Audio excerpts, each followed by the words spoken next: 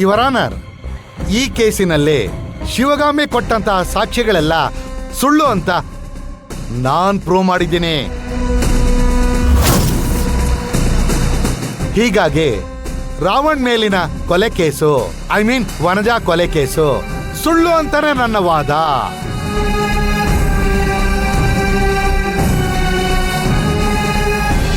Your honour, Ravan ಅವರ ಕಾರಿನ ಡಿಕ್ಕಿಯಲ್ಲಿ ವನಜಾರವರ ಮೃತದೇಹ ಇತ್ತು ಅಂತ ಪೊಲೀಸನವರು ತಮ್ಮ ದಾಖಲೆಗಳಲ್ಲಿ ಬರೆದಿದ್ದಾರೆ.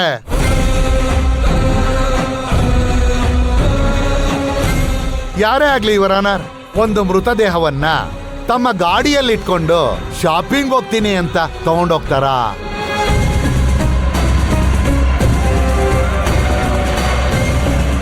ಯಾರೇ ಆಗ್ಲಿ ಆ ಮೃತದೇಹವನ್ನ ಮೊದಲು ಡಿಸ್ಪೋಸ್ ಮಾಡೋದಕ್ಕೆ ನೋಡ್ತಾರೆ.